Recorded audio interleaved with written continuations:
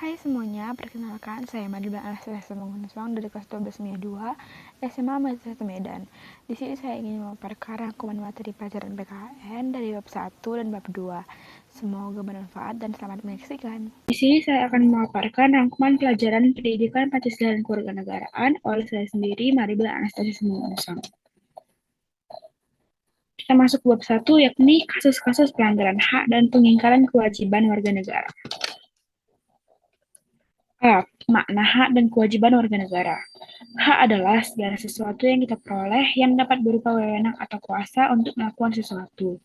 Semua hak memiliki hubungan sebab akibat dengan kewajiban. Di sini maksudnya adalah hak kita bisa dapatkan dan kita terima ketika kita juga sudah melakukan kewajiban. Selanjutnya, hak terdiri atas dua jenis, yakni hak asasi manusia dan hak warga negara. Hak asasi manusia adalah hak yang melekat pada diri setiap manusia.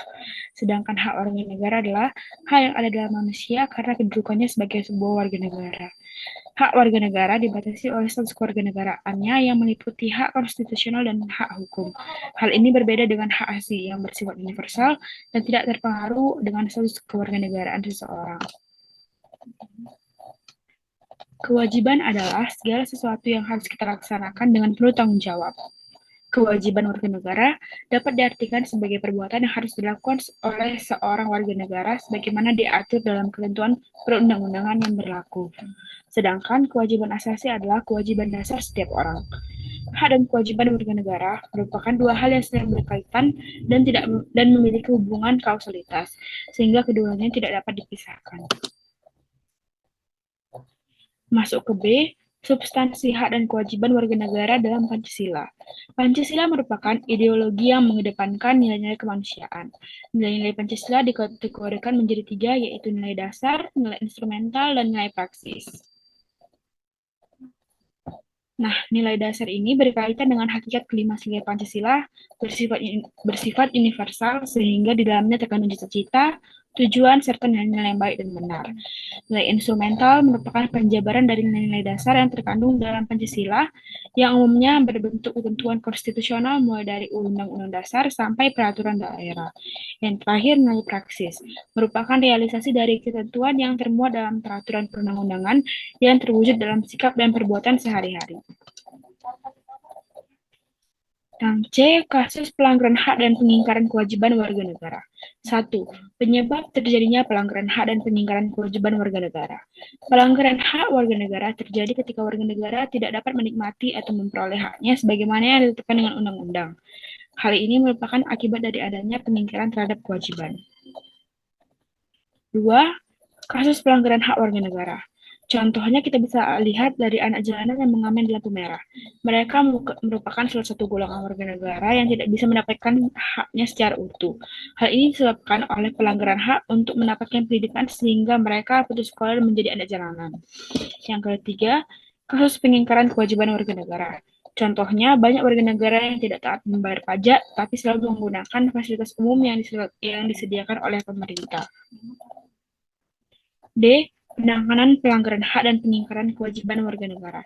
Yang pertama, upaya pemerintah dalam penanganan kasus pelanggaran hak dan pengingkaran kewajiban warga negara. Yang pertama, ada supremasi hukum dan demokrasi yang harus ditegakkan. 2. Mengoptimalkan peran lembaga-lembaga selain lembaga tinggi negara yang berwenang dalam penegakan hak dan kewajiban. 3. Meningkatkan kualitas pelayanan publik. Yang keempat, meningkatkan pengawasan terhadap setiap upaya penegakan hak dan kewajiban warga negara. Yang kelima, meningkatkan penyebarluasan prinsip kesadaran bernegara. Yang keenam, meningkatkan profesionalisme lembaga keamanan dan pertahanan negara. Dan yang ketujuh, meningkatkan kerjasama yang harmonis antar masyarakat. Kita masuk ke bab 2 yang itu berjudul Perlindungan dan Penegakan Hukum di Indonesia. A. Hakikat perlindungan dan penegakan hukum. 1. Konsep perlindungan dan penegakan hukum. Menurut Andi Hamzah, perlindungan hukum dimaknai sebagai daya upaya yang dilakukan secara sadar oleh setiap orang maupun lembaga pemerintah dan swasta yang bertujuan mengusahakan pengamanan, penguasaan, dan pemenuhan kesejahteraan hidup sesuai dengan hak-hak asasi yang ada.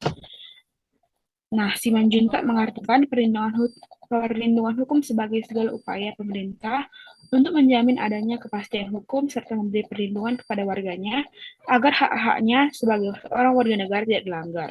Dan bagi yang melanggarnya akan dapat dikenakan sanksi sesuai peraturan yang berlaku. Suatu ketentuan hukum mempunyai tugas sebagai berikut. 1. Menjamin kepastian hukum bagi setiap orang di dalam masyarakat. 2. Menjamin ketertiban, ketentraman, kedamaian, keadilan, kemakmuran, kebahagiaan, dan kebenaran. Nah, yang ketiga, menjaga-jaga jangan sampai terjadi perbuatan hama hakim sendiri dalam pergaulan masyarakat. 2. Pentingnya perlindungan dan penegakan hukum. Perlindungan dan penegakan hukum sangat penting dilakukan karena dapat mewujudkan tegaknya supremasi hukum, tegaknya keadilan, dan mewujudkan perdamaian dalam kehidupan masyarakat. Menurut Surjono Sukanto, keberhasilan proses perlindungan dan penegakan hukum sangat bergantung kepada beberapa faktor, yakni yang pertama faktor hukum, 2 faktor penegak hukum, ketiga faktor sarana atau fasilitas yang mendukung penegakan hukum, yang keempat faktor masyarakat, yang kelima faktor kebudayaan. B. Peran lembaga penegak hukum dalam menjamin keadilan dan kedamaian. 1. Peran Kepolisian Republik Indonesia atau Polri. Polri merupakan lembaga negara yang berperan dalam memelihara keamanan dan ketertiban masyarakat, penegakan hukum, serta memberikan perlindungan, pengayoman, dan pelayanan kepada masyarakat dalam rangka terpeliharanya keamanan dalam negeri. Yang kedua, peran Kejaksaan Republik Indonesia. Kejaksaan adalah lembaga negara yang melaksanakan kekuasaan negara, khususnya di bidang penuntutan. Penuntutan sendiri merupakan tindakan jaksa untuk melimpahkan perkara pidana ke pengadilan negeri yang berwenang hal dan menurut cara yang diatur dalam undang-undang dengan permintaan supaya diperiksa dan diputus oleh hakim di sidang pengadilan. Lembaga Kejaksaan Indonesia memiliki 3 tingkatan, yaitu 1. Kejaksaan Agung di tingkat pusat yang dipimpin oleh Jaksa Agung, 2. Kejaksaan Tinggi di tingkat provinsi yang dipimpin oleh Kepala Kejaksaan Tinggi atau Kajati, yang ketiga, Kejaksaan Negeri di tingkat kabupaten atau kota yang dipimpin oleh Kepala Kejaksaan Negeri atau Kajari. 3. Peran hakim sebagai pelaksana kekuasaan kehakiman. Hakim adalah pejabat peradilan negara yang diberi wewenang oleh undang-undang untuk mengadili. Mengadili adalah serangkaian tindakan hakim untuk menerima, memeriksa, dan memutuskan perkara hukum berdasarkan asas bebas, jujur, dan tidak memihak di sebuah sidang pengadilan.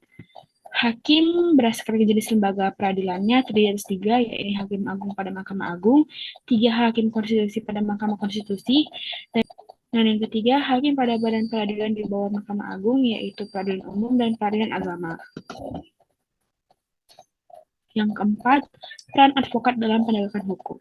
Advokat adalah orang yang berprofesi memberi jasa hukum, baik di dalam maupun di luar pengadilan, yang bertugas secara khusus untuk membuat dan mengajukan gugatan, jawaban, tangkisan, sangkalan, dan memberi pembuktian, mendesak segera disidangkan atau diputuskan perkaranya, dan sebagainya.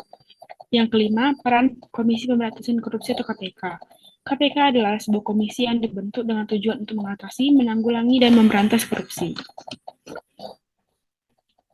C. Dinamika pelanggaran hukum.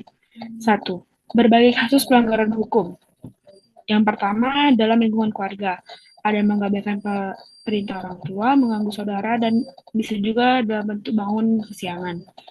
Yang kedua, dalam lingkungan sekolah. Contohnya menyontek ketika ulangan, datang terlambat ke sekolah, dan bolos mengikuti pelajaran. Yang ketiga, dalam lingkungan masyarakat. Bisa dalam bentuk tidak mengikuti ronda malam, tidak kerja bakti, atau main hakim sendiri. Yang keempat, dalam lingkungan bangsa dan negara, contohnya tidak memiliki KTP, melanggar rambu lalu lintas, ataupun sengaja merusak fasilitas negara. 2. Pelanggaran hukum.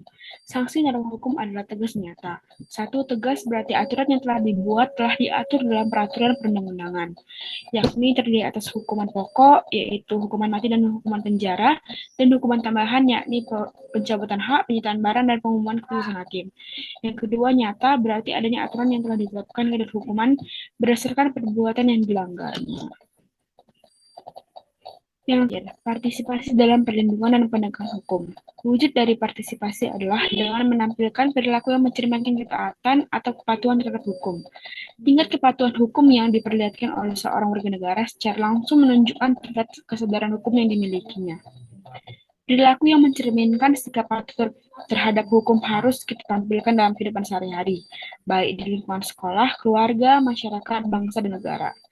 Sebagai bentuk perwujudan partisipasi kita dalam proses penegakan dan perlindungan hukum. Nah, sekian presentasi saya mengenai rangkuman mata pelajaran PPKN.